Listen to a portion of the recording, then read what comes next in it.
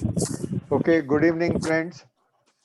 Uh, I am sorry, I am not very expert in managing this Zoom software, so I could not initially share the prayer properly. Uh, but now let us start the discussion proper. We are discussing the principle of karma.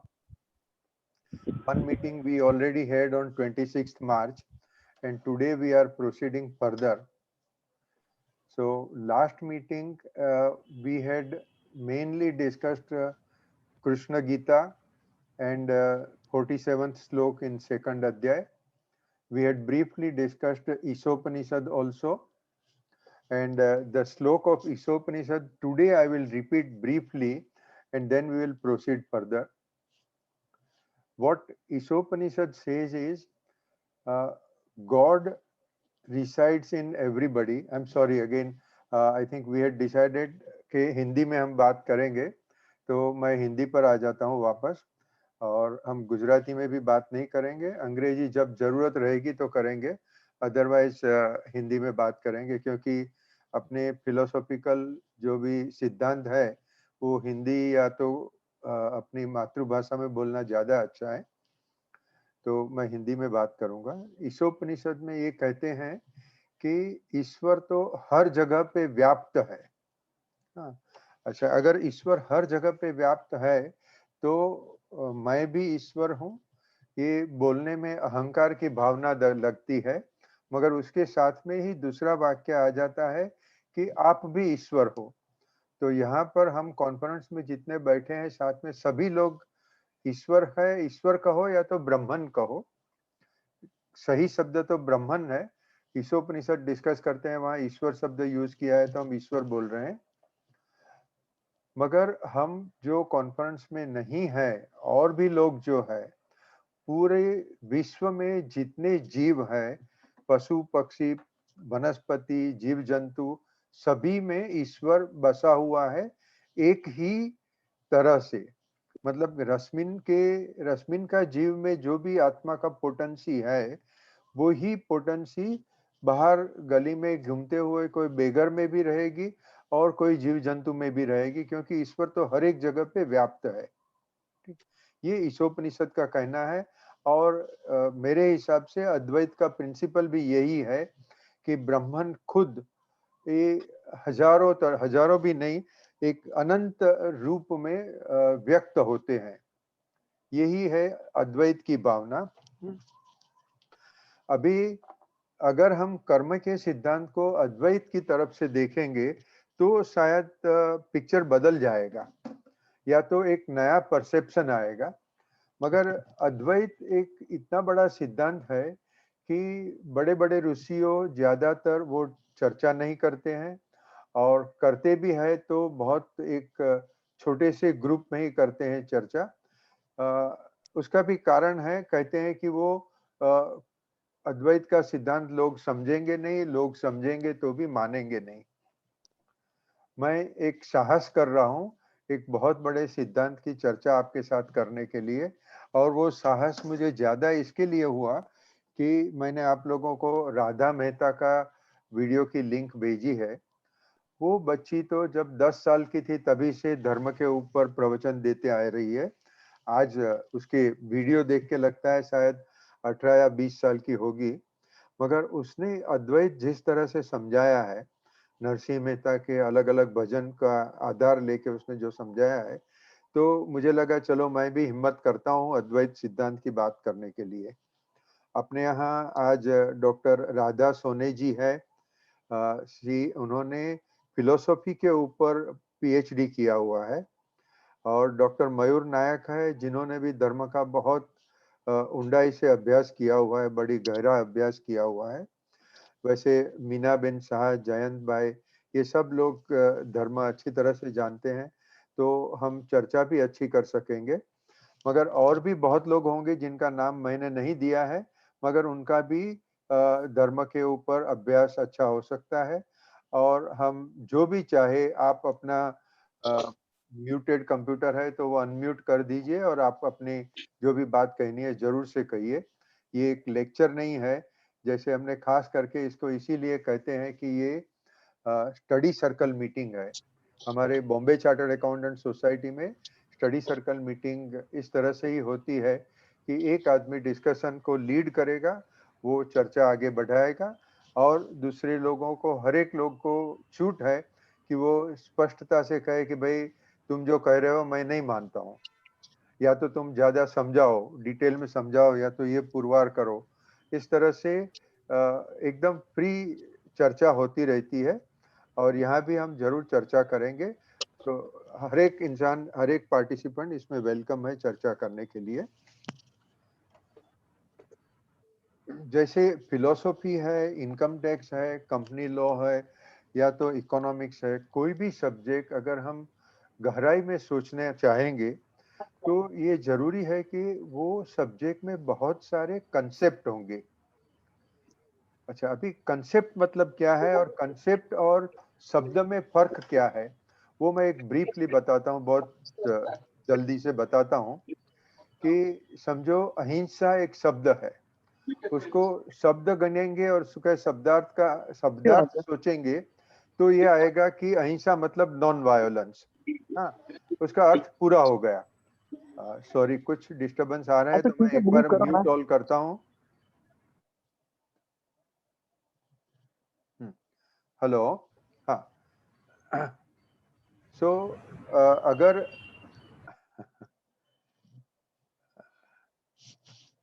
ठीक है, अहिंसा शब्द को शब्दार्थ की तरह से गिनेंगे तो उसमें यही आएगा कि नॉन वायलेंस, किसी को ईजा नहीं पहुंचाना, ये है। मगर अहिंसा को अगर हम कंसेप्ट की तरह से देखेंगे तो पूरा जैन धर्म और बौद्ध धर्म अहिंसा को मुख्य विषय लेके उसके ऊपर रचा गया है। उसके आगे बहुत सारी चीजें हैं मगर अहिंसा के ऊपर तो बहुत महत्व दिया है। और जिन मित्रों ने महाभारत अनएब्रिज पढ़ा होगा, जो पूर्ण महाभारत पढ़ा होगा, तो उनको पता होगा कि महाभारत युद्ध में हर शाम को कौरव पांडव मिलते थे, भीष्म पितामह से बात करते थे, कृष्ण भगवान से बात करते थे। और महाभारत के युद्ध दरमियान का जो चैप्टर है उसमें कृष्ण भगवान ने अहिंसा का सिद्धांत बहुत गहराई से चर्चा किया हुआ है। तो यहाँ ये कंसेप्ट हुआ। कंसेप्ट मतलब कि उसके अंदर बहुत गहरी सोच है, वो खाली एक छोटी सी बात नहीं है। अच्छा, अभी हम फिलोसॉफी डिस्कस करते हैं। तो फिलोसॉफी में, आध्यात्मिकता में बहुत सारे सिद्धांत है और वो सब सिद्धांत जब आदमी समझ लेता है तो आखिरकार वो अद्वैत का सिद्धांत समझ सकता है। उसके पहले पूरे सिद्धांत की सीढ़ियां चढ़े बगैर अगर हम सीधा ही अद्वैत की बात करेंगे तो बराबर नहीं है। अच्छा, अभी ये हमारा फिलोसॉफी स्टडी सर्कल में हम आज 3 साल से चर्चा करते हैं, तो बहुत सारे सिद्धांत हमने चर्चा कर भी ली है। इसके लिए हम थोड़ा जल्दी भी जा रहे हैं। मैं अभी एकदम जल्दी में थोड़े सिद्धांत जो हमने पहले चर्चा की हुई है उसकी बात कर लेता हूँ।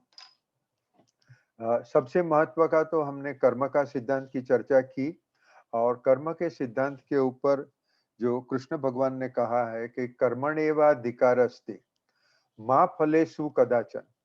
तो ये मा फलेषु कदाचन क्यों? मैं अगर कर्म करूं और मुझे अगर वो उसके फल नहीं मिलने वाला है तो मैं क्यों कर्म करूंगा? ये विषय के ऊपर हमारी बहुत सारी चर्चा हुई थी लास्ट मीटिंग में। ये मीटिंग में भी थोड़ी चर्चा इसके ऊपर करेंगे। कर्म मतलब क्या है उसका भी हमने कहा था कि अपने हिंदू शास्त्रों के अनुसार और एक्चुअली सांख्य योग, पतंजलि योग और जैन धर्म के अनुसार भी आत्मा है और बाकी पूरा संसार है। अगर मैं मेरी तरफ से बोलूं तो रश्मिन संघवी का जो आत्मा है वो सब्जेक्ट है, वो करता है। और रश्मिन के लिए बाकी सारा विश्व ऑब्जेक्ट है, मतलब वो विषय है। विषय is exact translation of object. और अगर समझो हम अभय भाई के लिए बोलते हैं तो अभय भगत की आत्मा करता है और बाकी सारा विश्व उनके लिए विषय है। और कर्ता विषय के साथ जो भी कर्म कर रहा है उसे कर्म कहते हैं। वो कर्म अगर पूरी शुद्धता से किया गया, अपनी स्वार्थी अपेक्षा के बगैर लोगों के हित के लिए और कुशलता से किया गया, तो कृष्ण भगवान कहते हैं कि फिर वो कर्म कर्मयोग बन जाता है। और कर्मयोग है वो मन शुद्धि के लिए बहुत महत्व का साधन है। वो साधन का उपयोग करके जब आदमी इंसान मन को शुद्ध कर लेवे, तो वो पूरा अद्वैत रहस्य समझ जाता है, ब्रह्मन समझ जाता है। और अपने शास्त्रों में एक श्लोक है जिसमें कहा है, ब्रह्मविद भवेत ब्रह्मन, मतलब जिसने ब्रह्म को जान लिया वो खुद ब्रह्म बन ही गया। उसके लिए अपने उपनिषद में एक बहुत सुंदर वार्ता भी दी है। मैं अपने जो पुराने दोस्तों हैं उसकी माफी मांगता हूँ, कुछ बहुत अच्छे पॉइंट्स है वो मैं रिपीट कर रहा हूँ, क्योंकि ये मीटिंग में बहुत सारे नए मित्र ज्वाइंट हुए हैं। तो ये जो कंसेप्ट है मैं बताता हूँ। रामकृष्ण परमहंस जी ने अपने वक्तव्य में एक कहा था कि एक नमक की पुतली थी, ए doll made up of salt.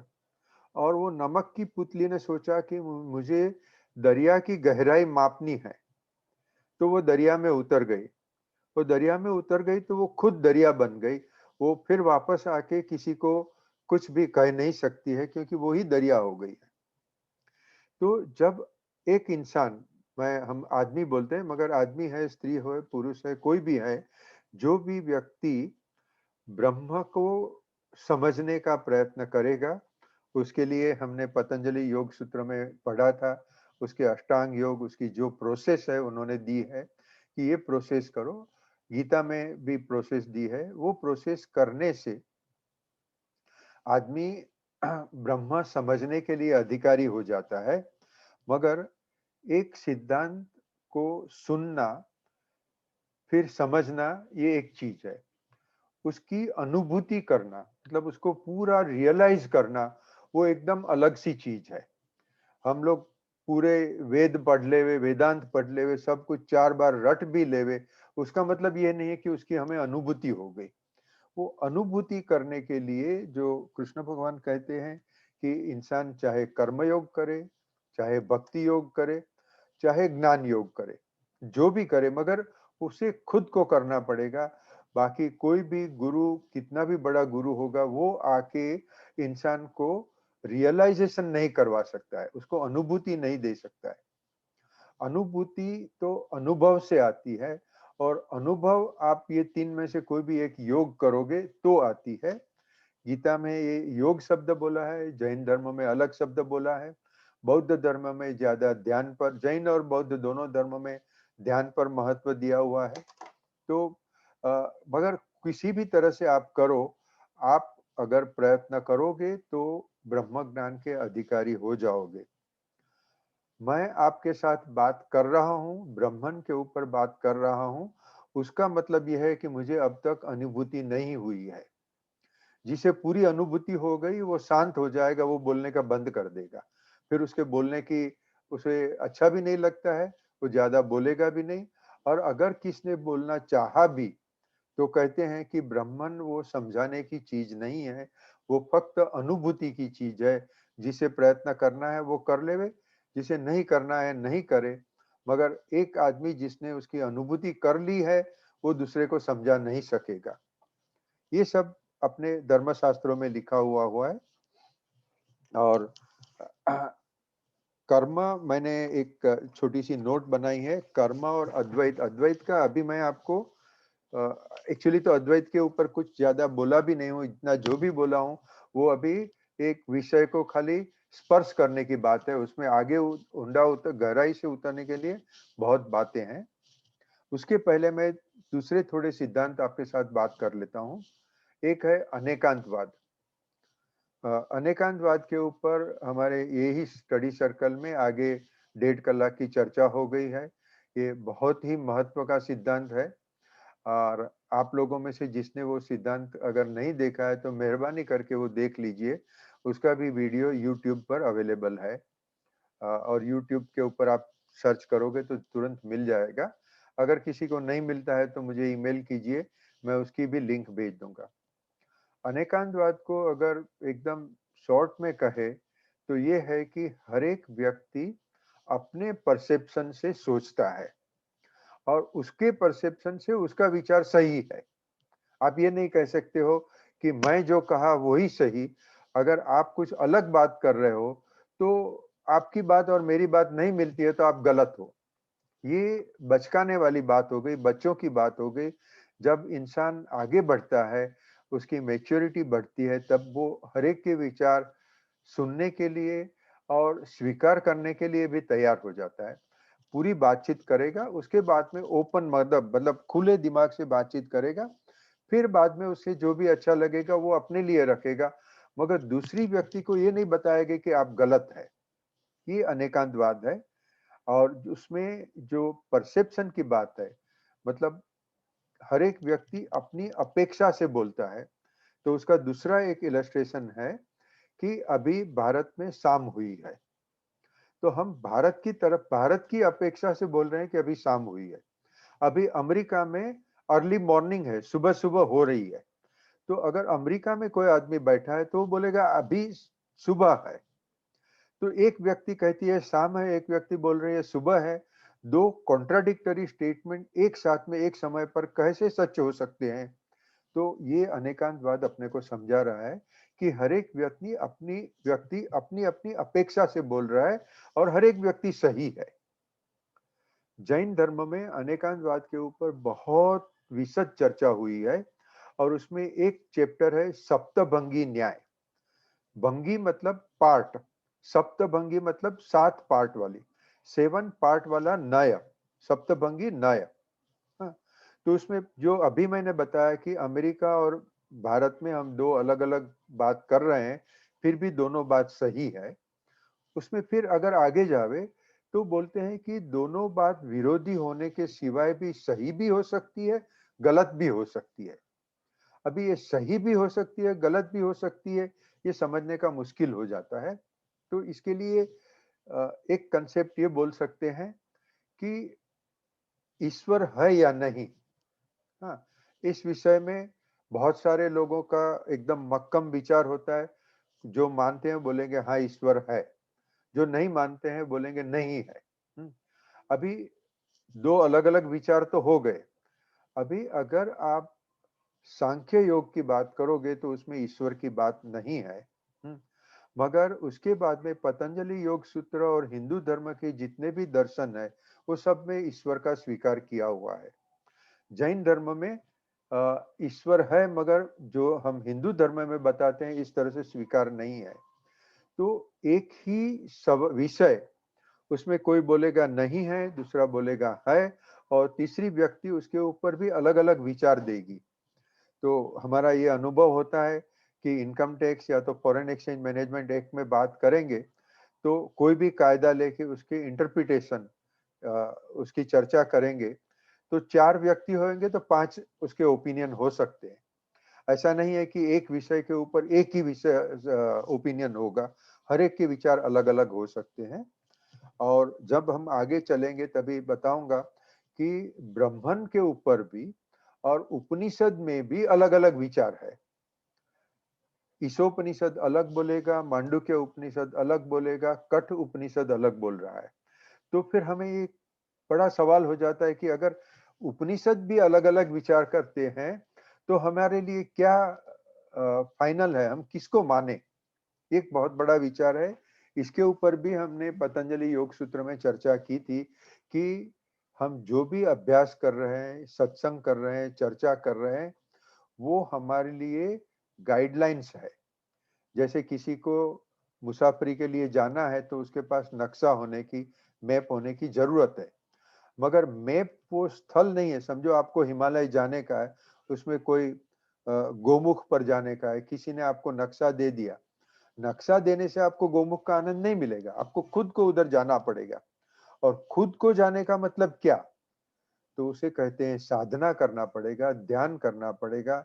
और पतंजलि योग सूत्र में एक के बाद एक बहुत सारे स्टेप्स देके समझाया हुआ है कि आप इतने स्टेप्स करोगे तभी आप उसके अधिकारी हो जाओगे कि आप ब्रह्म विचार कर सकोगे, उसको समझ सकोगे।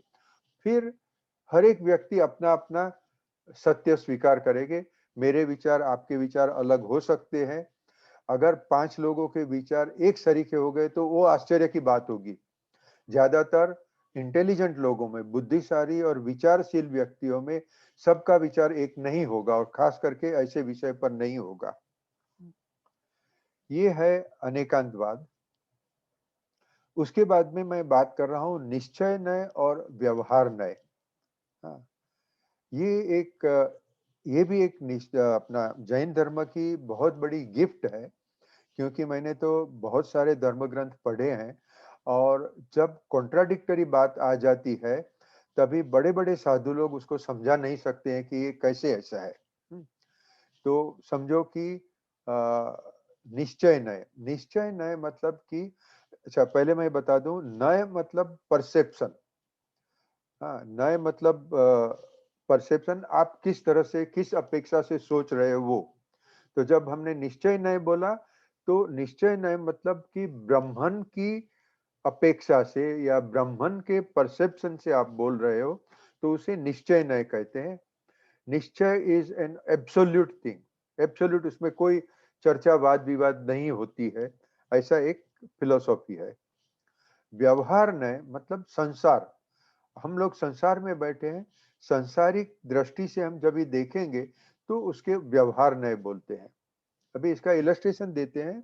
तो जैसे गीता में कहा है कि आत्मा अमर है, फिर कृष्ण भगवान कहते हैं कि अर्जुन को स्पष्ट शब्दों में कहते हैं कि तू आत्मा है, तू शरीर नहीं है। फिर कहते हैं कि तेरा और मेरा अनेक जन्म हो गया है, तुझे तुम्हारे आगे के जन्म याद नहीं है, मुझे मेरे और तुम्हारे दोनों के सभी जन्म याद है। तो अगर आत्मा अमर है तो मृत्यु की बात कहाँ आई, फिर पुनर्जन्म की बात कहाँ आई। इस तरह से बहुत सारे विचार होंगे। तो हमें यही समझना है कि भाई हम ज्यादातर जो भी बातचीत करते हैं, हम सांसारिक दृष्टि से करते हैं।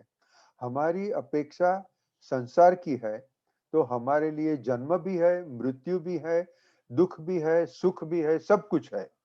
ये व्यवहार नय हुआ। जब हम अद्वैत की बात करेंगे तो वो रहेगा निश्चय नय। तो निश्चय नय और व्यवहार नय बहुत अलग अलग बातें होगी, उसके सिद्धांत भी अलग अलग होंगे। और वो मैं क्यों ये सब बात कर रहा हूं, क्योंकि हमारी लास्ट मीटिंग में ये बात हुई थी कि आप कर्म करो मगर कर्म के फल की आशा मत रखो। तो कर्म के फल की आशा क्यों नहीं रखे, ये हर एक के दिमाग में सवाल हो सकता है, कर्म की अपेक्षा क्यों नहीं करे। तो उसका मैं निश्चय नय से अगर हम देखेंगे, अद्वैत की तरफ से अगर हम देखेंगे, तो ये पूरा का पूरा समझ में आ जाएगा कि हाँ ये सब बराबर है। तो ये समझाने के लिए मैं ये कर्म के सिद्धांत को दोनों तरफ से बात करता हूं, व्यवहार नय से और निश्चय नय से। फिर एक अलग बात ये होती है कि अद्वैत का मतलब ये है अद्वैत। अ मतलब नो, नहीं। द्वैत मतलब दो, दो नहीं एक्चुअली, एक से ज्यादा। एक से ज्यादा, फिर वो दो हो सकते हैं, हजार हो सकते हैं, अनंत हो सकते हैं। अगर हम कहें कि ब्रह्मन है और प्रकृति है, तो ये दो बात हो गई, तो ये द्वैत की बात हो गई। सांख्य योग प्रकृति के 24 अलग अलग घटक बताते हैं। वो 24 घटक और एक आत्मा को लोगे तो 25 घटक हो गए, या तो 25 प्रिंसिपल सिद्धांत हो गए। तो ये अद्वैत की बात हो गई। सांख्य योग ने 25 तत्व बताए, पतंजलि योग सूत्र ने 25 को 25 तत्व को एक्सेप्ट कर लिया, और फिर उसके आगे उन्होंने सब डिस्कशन किया है। वहां से जब हम वेदांत पर आ जाएंगे, तो वेदांत में बोलते हैं अद्वैत, एक से ज्यादा कुछ नहीं है, और वो जो एक है वो खाली ब्रह्मन है। मतलब जैसे ईशोपनिषद हमने चर्चा की थी कि ईश्वर हर एक जगह पे व्याप्त है। तो आपके दिमाग में है, आपके हृदय में है, आपके शरीर में है, और आप जब अभी जहां बैठे वो कुर्सी में भी ईश्वर है। आप जो घर में रह रहे हो उसमें भी ईश्वर है। आपका शरीर है वो भी ईश्वर है। अभी यहाँ एक बहुत ज्यादा बड़ी चीज आ जाती है कि हम कहते हैं, मैं अगर 3 स्टेप में बात करूं, तो सामान्य लोग अपने शरीर को ही अपने आप मानते हैं। कोई मुझे पूछेगा तुम कौन हो, तो मैं रश्मिन हूँ। रश्मिन मतलब क्या, तो कि ये मेरी हाइट है, ये मेरा कलर है, ये मेरा व्यक्तित्व है। उससे ऊपर जाके जो जिन्होंने भी धर्म का अभ्यास किया है, खास करके अपनी भारतीय फिलोसॉफीज का अभ्यास किया है, तो हम शरीर और आत्मा को अलग मानते हैं। मगर मेरा मुस्लिम धर्म और क्रिश्चियन धर्म का नॉलेज बहुत लिमिटेड है, मगर वहां भी सोल एंड बॉडी, वो दोनों को तो अलग अलग मानते ही है।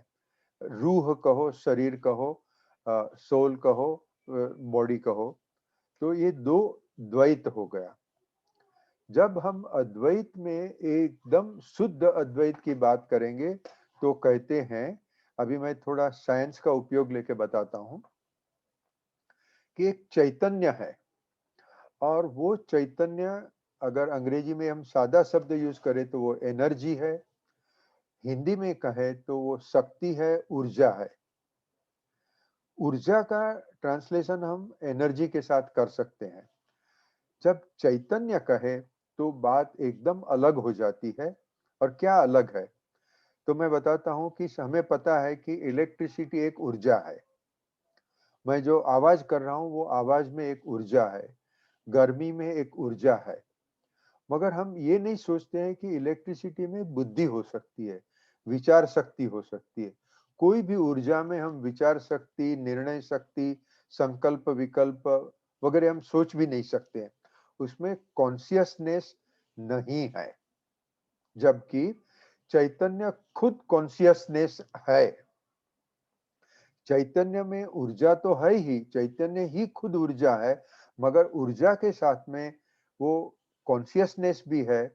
तो ब्रह्मन के जो हम अलग अलग नाम यूज कर रहे हैं, ब्रह्मन, चैतन्य, और अलग एक और नाम है सत, चित, आनंद। तो यहाँ ये तीनों हस्तियां साथ में आ जाती है। सत मतलब होना, चित्त मतलब कॉन्शियसनेस, कॉन्शियसनेस जो पूरी दुनिया को समझ रही है, सब सिद्धांत को भी समझ रही है, ठोस चीजों को भी समझ रही है, वो कॉन्शियसनेस है। और कॉन्शियसनेस से आगे और आनंद। हम ये नहीं कहते हैं कि ब्रह्मन आनंद में है, ईश्वर आनंद में है, ऐसी बात नहीं कर रहे हैं। ब्रह्मन खुद आनंद ही है, ब्रह्मन खुद कॉन्शियसनेस है, ब्रह्मन खुद होना है, ब्रह्मन सत्य है, चित्त है, आनंद है। ये एक मुश्किल वाली बात है समझने के लिए, मगर ये अपने शास्त्रों की व्याख्या है कि ब्रह्मन में चैतन्य है, ब्रह्मन खुद चैतन्य है, आनंद है और ज्ञान है। कॉन्शियसनेस को हम ज्ञान भी बोल सकते हैं। तो ब्रह्मन खुद ज्ञान है। अच्छा, अभी जिन्होंने साइंस पढ़ा है, हम समझते हैं कि कोई भी पदार्थ है तो उसका छोटा सा छोटा कण, हम उसको मोलेक्यूल बोलते हैं। मोलेक्यूल को अगर और उसका विघटन करें, उसको डिवाइड करें, तो उसके एटम्स होते हैं। जैसे पानी का एक मोलेक्यूल है तो उसमें H2O है, मतलब हाइड्रोजन के 2 एटम्स हैं, ऑक्सीजन का 1 एटम है। तो वो 3 एटम मिलके पानी का एक मोलेक्यूल बनता है। मगर यहाँ से बात अटकती नहीं है, वैज्ञानिकों ने और भी आगे रिसर्च की है।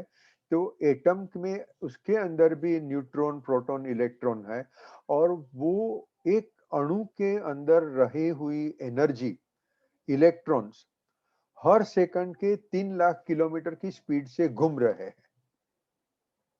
आप सभी जानते हैं, मगर मैं फिर भी दूसरे शब्दों में कहता हूं कि एक इंसान है, उसका वजन 60 किलो का है।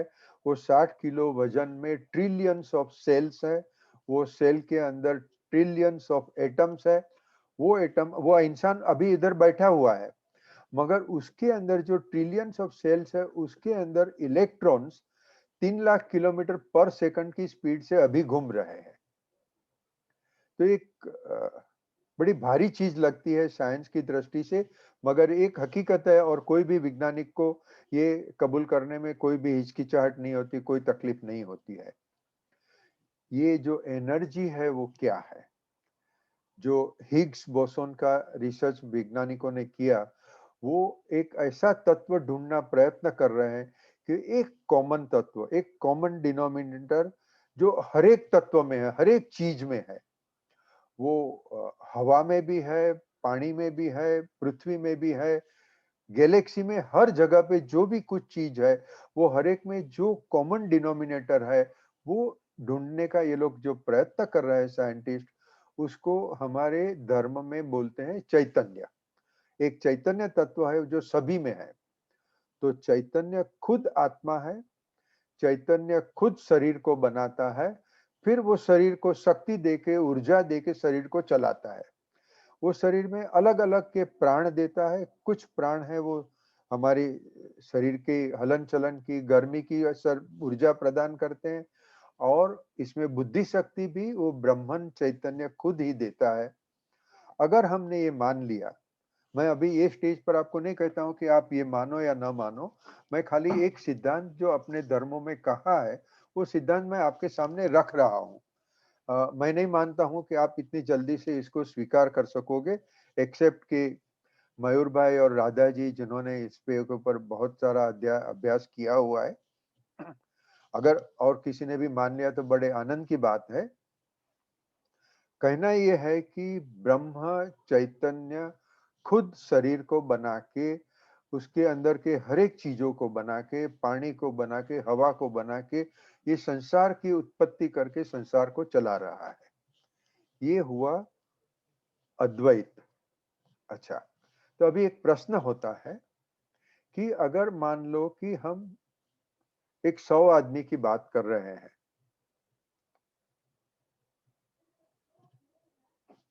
Yes, Kapil is suggesting that or is informing that the speed of light is 3 lakh kilometers per second, और कोई भी चीज वो स्पीड अगर एक्वायर करे तो वो एनर्जी हो जाती है।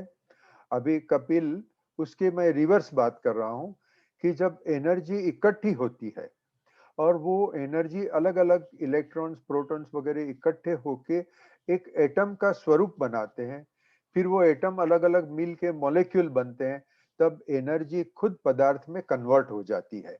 वो कन्वर्ट होवे या ना कहो, मगर वो एनर्जी एक पदार्थ के रूप में मैनिफेस्ट होती है। और ऐसे बहुत सारे मॉलिक्यूल्स बन के एक इंसान बनता है, बहुत सारे मॉलिक्यूल्स बन के आपका टेबल, कुर्सी, घर बार जो भी है बनता है।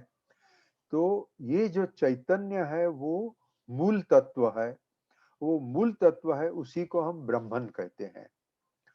अगर हम स्वीकार करें कि आप खुद मूल तत्व के बने हुए हो, तो वो मूल तत्व का न कभी मृत्यु है न कभी जन्म है। मूल तत्व शाश्वत है, और ये शाश्वत को समझाने के लिए अपने धर्म ग्रंथों में बहुत सारे इलस्ट्रेशन दिए, उदाहरण दिए हैं, एनालॉजीज दी हुई है, और मैं यहाँ कुछ एनालॉजीज आपके साथ में चर्चा करूंगा जिससे कि हमें ब्रह्मन का सिद्धांत समझ में आवे। अच्छा, अभी सवाल ये होता है कि अगर एक ब्रह्मन है तो लोगों में इतने सारे मतभेद क्यों है? अगर एक ही ब्रह्मन है तो सबका विचार एक सरीखा होना चाहिए था। ये इतने सारे लड़ाई झगड़े होते, हिंदू मुसलमान का झगड़ा, मुसलमान क्रिश्चियन का झगड़ा, क्रिश्चियन ज्यूज का झगड़ा, रसिया और अफगानिस्तान का झगड़ा, अमेरिका अफगानिस्तान का झगड़ा, इतने सारे युद्ध, इतने सारे द्वंद्व, ये क्यों है? हम 2 मिनट ये जो हम हमारी फिलोसॉफी की चर्चा करते हैं, अभी ये चर्चा बंद करके बाहर जाके अगर टीवी में न्यूज देखा या तो न्यूज़पेपर उठा के न्यूज पढ़ा, तो पूरा न्यूज़पेपर मीडिया अलग अलग तरह की चर्चाओं का, अलग अलग तरह के झगड़ों, युद्धों की बात भरी हुई रहती है। हमारे जो इंटरनेशनल इकोनॉमिक स्टडी सर्कल है उसमें हमने कहा है कि अब तक हम सोचते थे कि वेपन से ही युद्ध होता है, शस्त्र से ही युद्ध होता है, मगर आज की तारीख में करेंसी वॉर है, ट्रेड वॉर है, इकोनॉमिक वॉर है, इतने सारे वॉर है। हमने ये इकोनॉमिक वॉर के ऊपर तो 2 साल तक हम चर्चा करते ही रहे। भाई ये सब युद्ध क्यों है? अगर ब्रह्मन एक है, अगर अद्वैत का सिद्धांत एक है, तो इतने सारे झगड़े क्यों? ये एक सवाल है, और ये सवाल का अगर रिकंसिलिएशन हो जावे, मतलब हमारे दिमाग में उसका समाधान हो जावे, तो अनेकांतवाद भी हमें समझ में आ जाएगा, अद्वैत भी समझ में आ जाएगा, और हमारे दिमाग में एक शांति हो जाएगी। और लोगों के दिमाग में शांति होवेगी या नहीं होएगी अलग बात है, क्योंकि जो झगड़ा कर रहे हैं वो तो कर रहे हैं। जो खून कर रहे हैं खून कर रहे हैं, जो एक्सप्लॉइट कर रहे हैं वो कर रहे हैं। तो ये सब और अद्वैत दोनों साथ में कैसे, ये आज चर्चा हम करेंगे।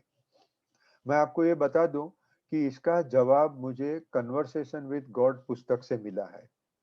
नील डोनाल्ड वॉल्स अमेरिकन ऑथर है। उन्होंने कन्वर्सेशन विद गॉड सीरीज के ऊपर 10 से ज्यादा पुस्तकें लिखी है। फेसबुक पर कन्वर्सेशन विद गॉड का पेज है और वो यूट्यूब के ऊपर उसके नील डोनाल्ड वॉल्स के बहुत सारे वीडियोस हैं। मुझे ये कंसेप्ट जो रिकन्सिलिएशन ऑफ अद्वैत एंड अनेकांत, ये रिकन्सिलिएशन मुझे उसमें से समझ में आया है और उसका पहला ही वॉल्यूम में उन्होंने सब समझाया है। मगर मैं यहाँ ये समझाने का प्रयत्न करूंगा और वो समझ के बाद में फिर हम चलेंगे कि कर्म को हम अद्वैत की दृष्टि से देखें। कर्म का सिद्धांत हमने कृष्ण गीता की तरफ से पढ़ा, संसार की दृष्टि से हमने देखा है।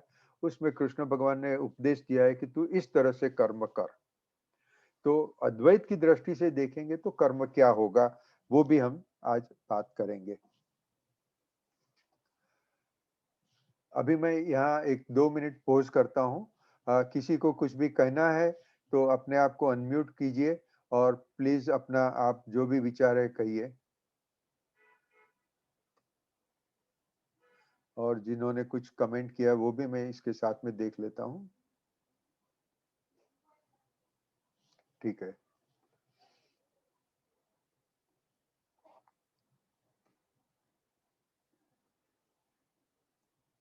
हाँ तो अश्विन भाई, हाँ हाँ मयूर भाई please. Thank you. just to contribute little because I have to leave at around 6:30. Okay. So I fully agree. अनेकांतवाद जो तुम्हें जो आपने बात की अनेकांतवाद के बारे में हाँ जी हाँ। कि हम सब अलग अलग मीन्स एक व्यक्ति विशेष है, सबका अलग अलग। आज जो दुनिया का परसेप्शन मेरे लिए है मीन्स सबके लिए दुनिया अलग है। बराबर। मेरी जैसे आपने बोला मैं करता हूँ, तो बाकी सब पूरा दुनिया पूरा विश्व जो मैं देख रहा हूँ वो वही विश्व आपके लिए अलग है, पूरा सबके लिए अलग है। बिकॉज मेरे जो विचार है, मेरे जो पृष्ठभूमि जिसको बोलते हैं, मेरी पृष्ठभूमि जो है, या तो मेरी जो मान्यताएं हैं, मेरे जो आज तक की जो भी है धारणाएं वगैरह, उसके मुताबिक मुझे विश्व दिखता है। सबको अलग अलग दिखता है, सो सब अपनी जगह पे सही है। जैसे आपने बताया कि ये क्यों सब हो रहा है, तो ऐसा हमारे गुरुजी बोलते हैं कि ये जो पूरा जो माया का जो पूरा ये सब संसार है पूरा, तो एक को हम बहुश्यामी, यस। तो ब्रह्मन ने सोचा कि मैं एक में से अनेक हो जाऊं, और ये एक में से अनेक होने का ये पूरा जो जो खेल रचाया है। तो जैसे हम एक एक मूवी में देखते हैं, भाई मूवी में देखते हैं कि एक विलन होगा एक हीरो होगा, दोनों करेंगे तो इंटरेस्टिंग होगा, तो जरा इंटरेस्ट होगा। तो वैसे ही अपने यहाँ जो भी हम सब, जैसे वो बहुत फेमस डायलॉग था ना, हम सब रंगमंच की कठपुतलियां है, जिसकी डोर ऊपर वाले के हाथ में। तो ऊपर वाला खेल रहा है वो, अच्छा किसको अच्छा बनाया किसको बुरा बनाया, अभी आप देखो, चलो देखते हैं कैसा होता है। हाँ। और अंत में अच्छाई की जीत होगी, जैसे मूवी में होता है। तो सपोज ये मूवी बनाने की प्रेरणा भी कैसे मिलती है, तो हम देखें ना कि we are actually we are part, you know अंश और अंशी जैसे बोलते हैं ना कि वी आर, बाइबल में भी बोला है कि God made man out of his own image, और अपने शास्त्र में भी बोला है कि हम तो ब्रह्म का ही एक स्वरूप और उनके अंश हैं। सो likewise this is mini and macro भी पिक्चर यही चल रहा है। जो अभी मैं एक सीरियल देख रहा था, तो मुझे लगा कि क्यों बार बार इसमें विलन आते हैं, विले करते हैं। फिर सोचा कि नहीं, अगर वो सब बता देंगे सब सही हो गया तो एंड हो जाएगा, movie will and. So perhaps that is one. But वो मूवी को चालू रखने के लिए ये कर्म का थियरी है, जैसे कि जब तक मेरा कर्म एग्जॉस्ट नहीं होगा तब तक एक बार ये रूल सेट कर दिया, now will come and I will do this, I will do that and I will keep on. Then here there is some difference in that कि वहाँ कैरेक्टर्स को ज्यादा छूट नहीं है, लेकिन यहाँ गॉड ने क्या किया है कि थोड़ा लीवे रखा है कि भाई I can do something better to evolve in my life. And ऐसे बोलते हैं कि भाई not only this life, there is a देव योनि, आफ्टर मनुष्य योनि देयर इज अ देव योनि, इवन इन देव योनि I can evolve my soul, okay, and go further up. तो जैसे आप बता रहे थे कि भाई सपोज आत्मन ब्रह्मन, so we are also part of it, so then why we are not merging with him on our death? So it is, suppose this is a case, so when Atman is there, Atman is pure, we all agree, but then why on death that Atman is not merging with Paramatma? तो एक उसके लिए एक example है, भाई suppose एक मटका है, ओके, वो मटके के अंदर की जो स्पेस है और बाहर की जो स्पेस है वो दोनों सेम है। आइडियली मटका जब मैं फोड़ूंगा तो उसके अंदर की स्पेस बाहर की स्पेस के साथ मर्ज हो जानी चाहिए, जैसे आपने बताया वो सॉल्ट डॉल का जो एग्जांपल दिया। लेकिन क्यों नहीं होता है? क्योंकि हमने अंदर एक गठरी रखी है, वो गठरी के अंदर लेयर्स है, तो जब तक ये लेयर्स हमें खुलूंगा नहीं एक के बाद एक के बाद एक के बाद, और तब तक कुछ ना कुछ there is some distinction factors, जो अंदर की स्पेस बाहर कंप्लीट मर्ज नहीं होती है। वैसा ही हमारे आत्मा के इर्द गिर्द आप देखेंगे, जब मनुष्य की डेथ होती है तो शरीर यहाँ रह जाता है, सांस खत्म हो जाती है, लेकिन उसके आत्मा के साथ में मन, बुद्धि, चित्त, अहंकार, ये लेयर्स है, this layers goes with him. और जब तक ये लेयर्स रहेंगे तब तक हम लोग संचित कर्म करने के लिए आते रहेंगे। जब तक ये लेयर्स हम लोग पूरी गठरी नहीं खोलेंगे तब तक अंदर की स्पेस बाहर की स्पेस के साथ मैच मर्ज नहीं होगी। और यही अपना कार्य है, आइदर एज अ मनुष्य और या तो इन एज अ देव योनि also we can do that. तो अपने को यही करना है, प्यूरिफिकेशन, जैसे आप काफी समय बोलते हो कि भाई ना शुद्ध चित्त, तो दैट इज प्योर आत्मन, शुद्ध चित्त, when I am able to shred my desires, वासनास। This is what I had to add. Thank you. Thank you Mayur भाई। राधा जी, आप कुछ बताना चाहेंगी?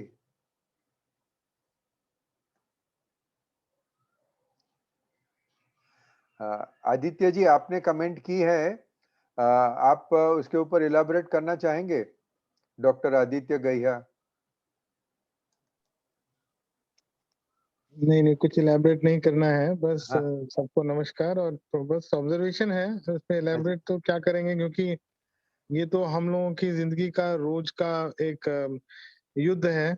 क्योंकि हम जब रोज बाहर देखते हैं और अपना ये सब अपना जो हमारा दर्शन है हिंदुस्तान का, भारत का, वो पढ़ते हैं, तो उसमें हम लोगों को बहुत मुश्किल होती है उन दोनों को देखना और समझना कि ये कैसे आपस में मेल खाते हैं। बराबर है। लेकिन ये है कि ये तो अब जब मनुष्य का जन्म लिया है और जब कलयुग में पैदा हुए हैं, तो मेरे ख्याल से हम लोगों को इस अंतर द्वंद के संग ही जीना पड़ेगा और आगे बढ़ना पड़ेगा। और इसको किस तरीके से मतलब हम लोग अच्छे से अच्छे तरीके से अपने जीवन काल में निकाल पाते हैं, वही मतलब मेरे ख्याल से सबसे बड़ा हम लोगों के लिए, हर एक इंसान के लिए चैलेंज है, और कुछ नहीं। इतना ही कहना चाहूंगा। धन्यवाद। Thank you. बट गया जी आप जो बता रहे हैं कि हम जब बाहर देखते हैं तो वो तो हमारी कर्म की थियरी को और मजबूत करता है ना। नहीं वो तो संचित जैसे कर्म। नहीं वो तो जैसे रश्मिन जी पिछली बार बता रहे थे कि आप बाहर देखते हैं तो आपको इतना नजर नहीं आएगा, आपको जैसे दिखेगा कि बहुत सारे लोग जो आपके अनुसार ज्यादा अच्छे काम नहीं कर रहे हैं, लेकिन उससे उनको कोई फर्क नहीं पड़ रहा है, बल्कि हो सकता है आपको कम से कम देखने में, बाहर से देखने में लगे कि उनको उसका कुछ अच्छा ही मिल रहा है। तो ये एक मतलब असली में हो सकता है ऐसा ना हो। असली में आप किसी आदमी को सूट बूट में पहनकर और गाड़ी से उतरते और 10 लोगों से सलाम कर रहे हैं, तो आपको लगे कि भाई वो बड़ा मजे में रह रहा है और बड़े घर में रह रहा है और सब उसका अच्छा है। हो सकता है अंदर ही अंदर वो बेचारा उसके अंदर कितना दुख हो, मतलब अंदर कितनी उसकी परेशानी हो, ना पता चले। लेकिन जो हम लोग जब बाहर से देखते हैं तो हमें वो चीज नजर नहीं आती है। और उस चीज को सोचना भी कि नहीं ये तो बड़ा अच्छा चल रहा है, लेकिन अंदर से इसका ये हाल है, वो जानना भी बड़ा कठिन है और उसको इमेजिन करना भी थोड़ा कठिन है। इसलिए रोज, और अब जब आप देखते हैं कि भाई जो आदमी बदमाशी कर रहा है, वो हर जगह आगे बढ़ रहा है, जैसे रश्मिन जी ने पिछली बार ही बताया था, तो आपको फिर थोड़ा सा मतलब लगने लगता है कि हम कैसे युग में रह रहे हैं, और हम जब कोई चीज सही कहते हैं तो कैसे सब लोग उस पर झपट्टा मारते हैं कि नहीं साहब आप तो जो चीज कह रहे हैं वो गलत है। तो थोड़ा मुश्किल होता है, लेकिन ये तो जीवन का युद्ध है, इसमें तो आगे बढ़ना ही है। तो ये है कि ये चीज को जान के समझ के आगे बढ़ना मेरे ख्याल से सबसे समझदारी की बात Ashwin आदित्य bhai, if जी, you permit, हाँ प्लीज प्लीज, I हाँ can मयूर भाई, answer this. या प्लीज गो अहेड प्लीज। तो you know, गया जी, इनफैक्ट you know, 3 प्रकार के कर्म होते हैं जो एक एक त्वरित फल देने वाले रहते हैं। कि सपोज मुझे भूख लगी है, मैंने खाना खाया, मेरी भूख मिट गई, ओके, तो तुरंत फल देते हैं। ओके, दूसरे जो कर्म रहते हैं वो थोड़े टाइम के बाद देते हैं, कि सपोज आज मैं सैलरी मीन्स मैंने पूरा महीना काम किया, मुझे सैलरी मिली, ओके।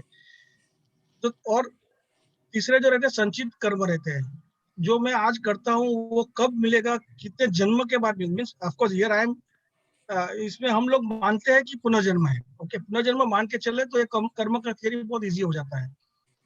और हीराबाई डगली का बुक था कर्मनो सिद्धांत, गुजराती में, रश्मिन भाई वुड नो। बराबर, it is now available in English, Hindi, every Hindi, many languages. मैं रिक्वेस्ट करूंगा आपको ये वो पढ़िए, क्योंकि वो that is the best book which would explain. मुझे मैं खाली एक छोटा सा उसमें उदाहरण दूंगा उसमें से कि पुराने जमाने में एक बड़ी जो कोठी रहती थी, जार रहती थी, जहाँ गेहूं वगैरह रहते थे, हम लोग डालते थे।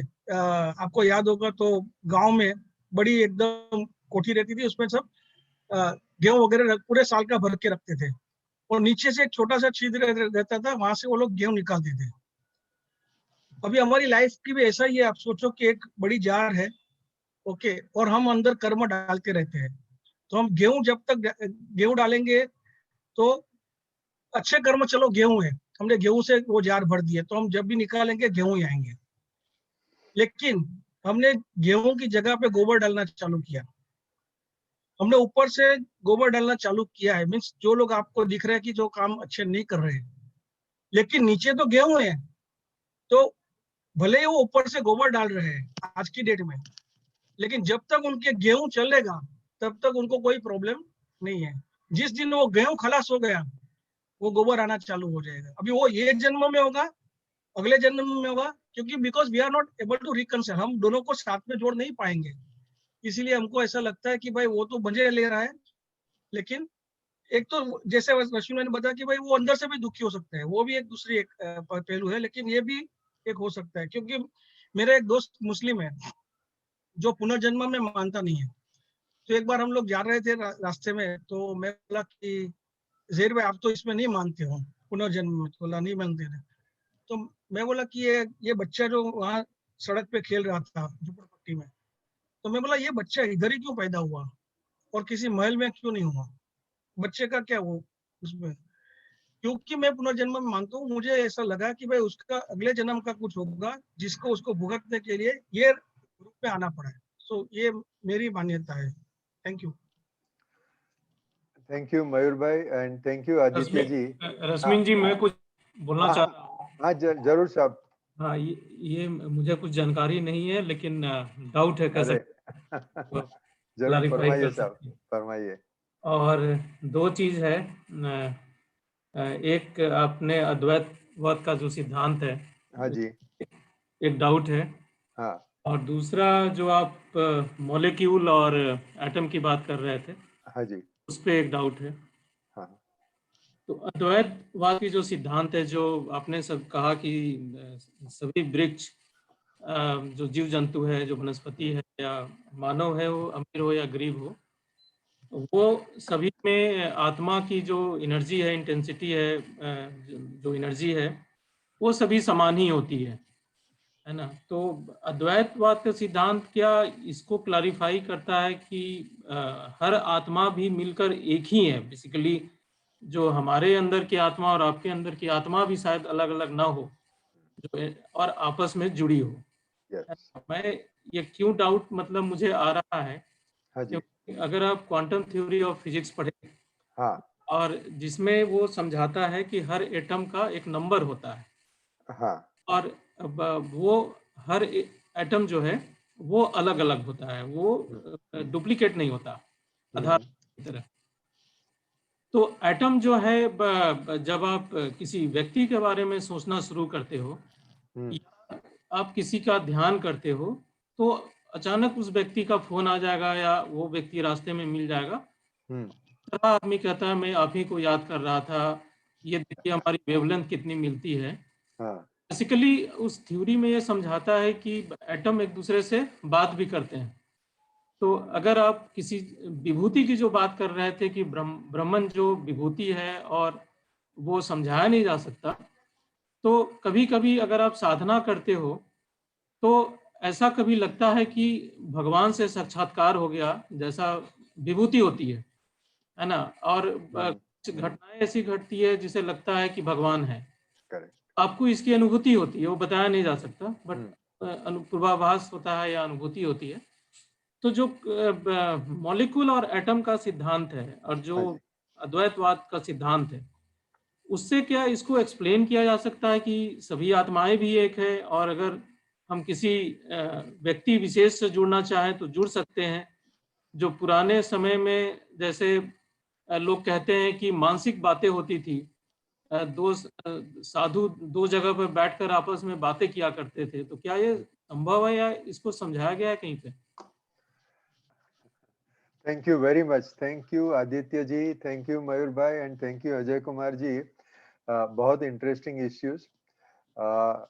मैं सेम सीरियल ऑर्डर में अगर बात करूं, पहले तो मैं, हाँ एक्चुअली क्योंकि ये मीटिंग में बहुत सारे मित्र पहली बार आए तो मुझे ये खुलासा करना चाहिए कि मैं कोई ज्ञानी नहीं हूँ। मयूर भाई ने जैसे व्यवस्थित अभ्यास किया है, ऐसा कोई सिस्टमेटिक स्टडी मैंने किया नहीं है, मगर मैं जो भी अभ्यास किया है मैं आपके साथ शेयर कर रहा हूँ। तो हो सकता है कि मेरी गलती भी होए, अगर आपको मेरी बात गलत लगे तो मुझे माफ कर देना, और यहाँ जरूर ओपनली चर्चा भी कर लेना, मगर with my limited knowledge I will try to explain. हाँ, जैसे इधर डॉक्टर राधा जी है, उन्होंने एकदम व्यवस्थित पूरा फिलोसॉफी का अभ्यास किया हुआ है। जी मगर रश्मि जी, हाँ राधा जी। आप चाहें तो पहले मैं जवाब दे दूं, हाँ क्योंकि प्लीज ये प्लीज। बहुत ही बेसिक है। हाँ करेक्ट। हमारे हाँ देखिए, हम जो उपनिषद, सबको मेरा पहले तो नमस्ते। Thank you. जब हम नमस्ते। उपनिषद की बातें करते हैं तो इसमें 3 बेसिक कॉन्सेप्ट्स हैं।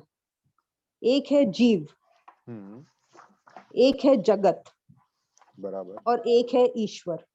हाँ अब ये समझाने के लिए यूज किया गया है, जैसे कह रहे हैं कि अलग अलग उपनिषद में अलग अलग बातें कही गई हैं, तो ऐसा नहीं है। सब उपनिषद में वो ब्राह्मण को समझाने की कोशिश ही कर रहे हैं। अब कोई स्टूडेंट का कैपेसिटी जितना होगा वो उस हिसाब से वो किताब पढ़ेगा। जैसे कोई गाइड पढ़ के पास होता है, कोई टेक्स्ट बुक पढ़ के पास होता है, कोई रेफरेंस बुक्स पढ़ते हैं। तो हर एक की जो कैपेसिटी है या लेवल ऑफ अंडरस्टैंडिंग है, उसके अकॉर्डिंग वो उस उपनिषद को पढ़कर या उस गुरु के साथ उसकी अंडरस्टैंडिंग होगी। तो अब ये जो 3 कॉन्सेप्ट्स है हमारे, जीव, जगत और ईश्वर, ये एक त्रिकोण है। अब यानी ट्रायंगल।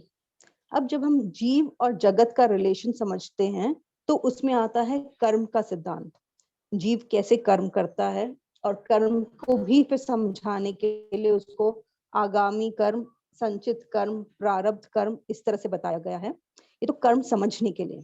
फिर जो जीव है वो जो कर्म करता है वो अच्छे कर्म करता है, बुरे कर्म करता है, अच्छे बुरे, इसे शुक्ल अशुक्ल, शुक्ल अशुक्ल इस तरह से। और जो योगी कर्म करते हैं, निष्काम कर्म, इसकी अलग से कैटेगरी बताई गई है।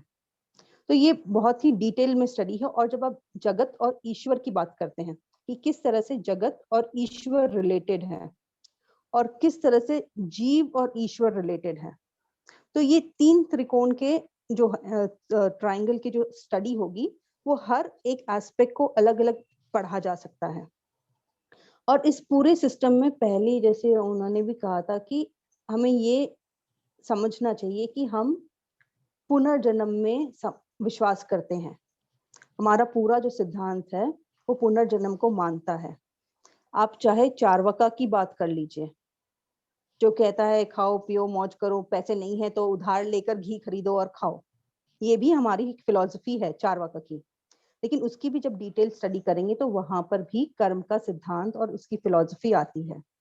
तो जीव जगत ईश्वर, ये एक पूरी एक स्टडी, या एक बार मैं आपको स्लाइड्स भेज दूंगी, फिर आप एक पूरा टॉपिक इसी पर कीजिएगा ताकि एक अच्छा सा बेस तैयार हो जाएगा। फिर दूसरी बात आती है जो आपने इस पर इन्होंने कहा कि क्या आत्मा एक ही है या अंश है।